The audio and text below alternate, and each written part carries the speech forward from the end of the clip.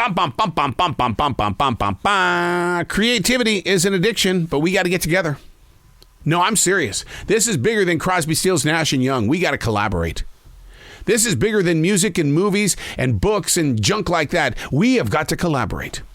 The only way we're going to get this planet moving forward beyond COVID-19, because we are the first generation. We are it. Woohoo! And we didn't pick it, but they picked us. Here we are. How are we going to get moving if the majority of us are just sitting around going, I want another check. I don't want to go back to work. Well, you know what? We got to work together. We got to.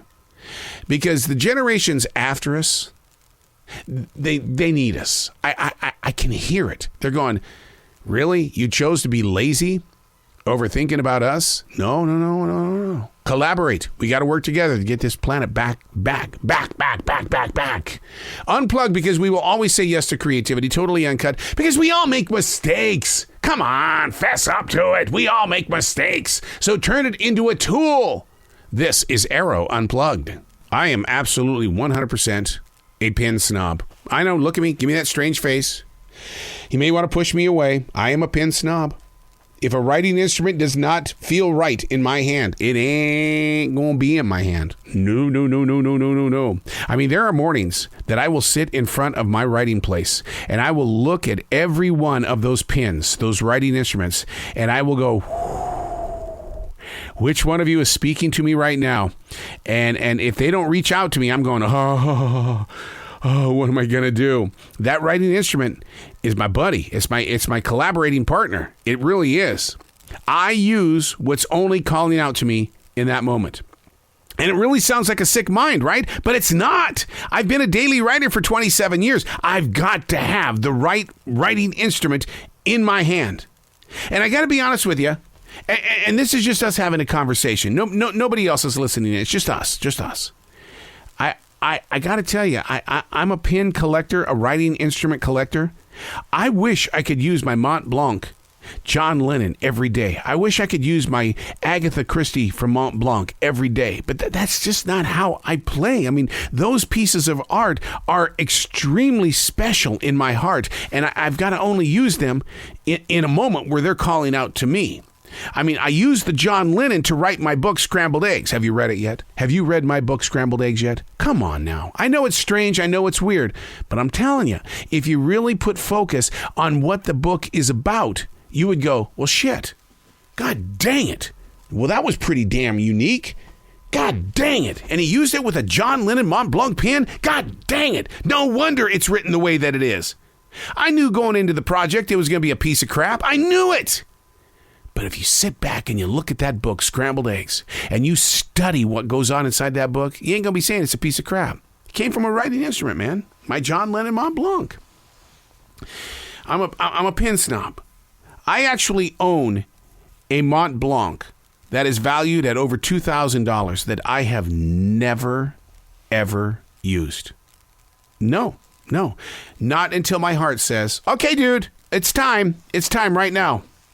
I don't know when that day is going to be, but I got to tell you, if you look over my left shoulder, there it is.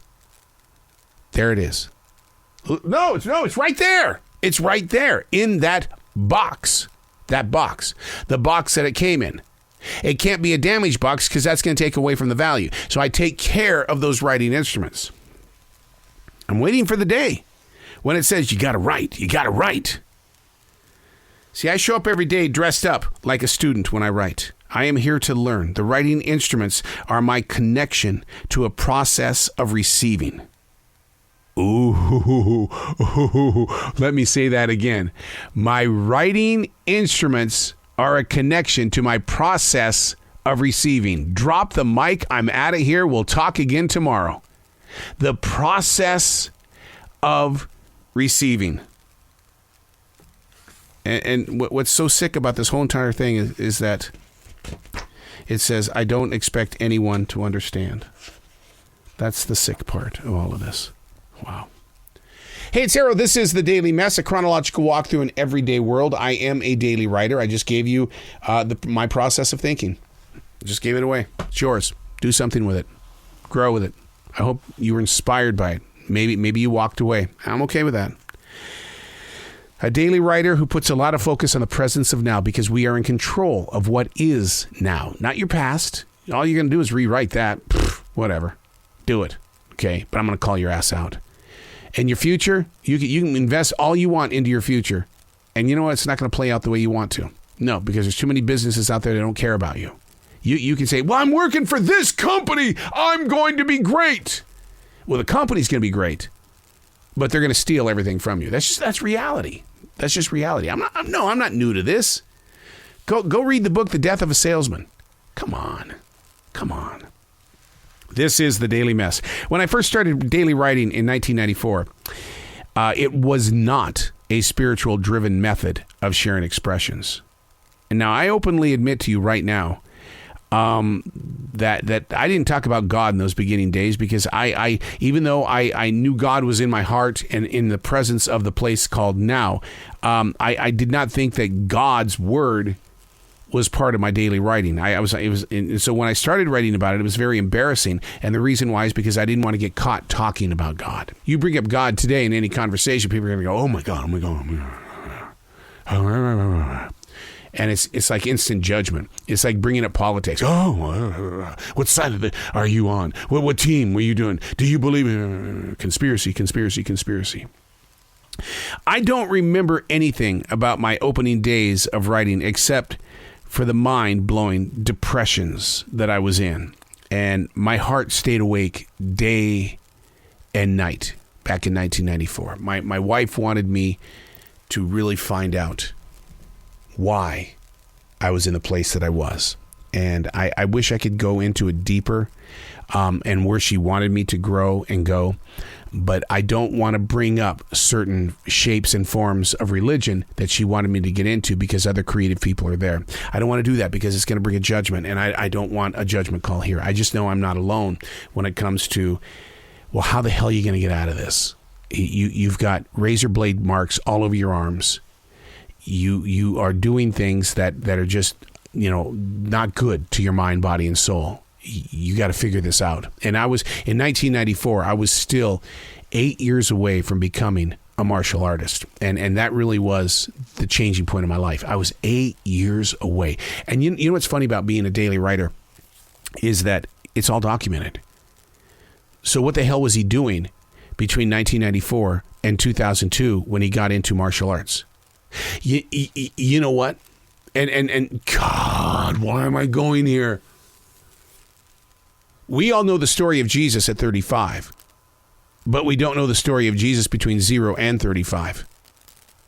But I'm willing to share with you what happened to the guy between 1994 and 2002 when he became the martial artist, and that's when things really began to change, and he became more community driven.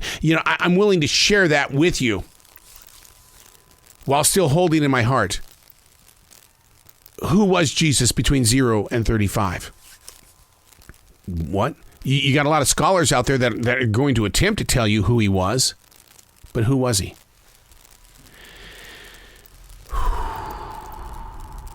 Please, Lord, don't send me to hell for that. It was just a subject I brought up. I couldn't escape the most unbelievable, invisible something that fueled 500 pounds of negative energy into me before 1994. I knew what my escapes were, and eventually they caught up to me. I paid the price and still live in the dust and clutter that they once created. As a daily writer, and this is the reason why I talk about this so much, as a daily writer, you're going to learn so much about you, and maybe that's the reason why you choose not to be a daily writer, because you're so afraid of you, not other people. You're afraid of you. Don't be. God, that you inside of you is a pretty darn cool you. I know it for a fact. I get to be with people who don't believe in themselves. I get to be with them all the time, and to sit there and learn how to work with them and not against them. That's the blessing. Not for me, for them, so they can see the you in them. Pay attention, man. learning to pay attention to the potential of their being, which is a lot to hold in a society where there's too much to experience, and sadly, it's all based on propaganda. I just want you to know you. That's the only person I want you to get to know. You. Who are you? What are you? Where are you? What a tough ass situation I'm putting you in. I do a defrag journal every day. You know what a defrag journal is? I didn't know what it was before November of 2017. I bottomed out, man. I freaked. The cops came to my house. They thought I was going to die. Okay. How am I going to get out of this as a daily writer? Freaking figure it out, buddy. You put that writing instrument in your hand and start asking the questions. Because I didn't want the cops to come to my house ever again. Every day, the Defrag Journal is asking questions. You. Ask you questions. Ask them. Because that you in you has a lot to tell you. I'm Arroe, and that's the Daily Mess.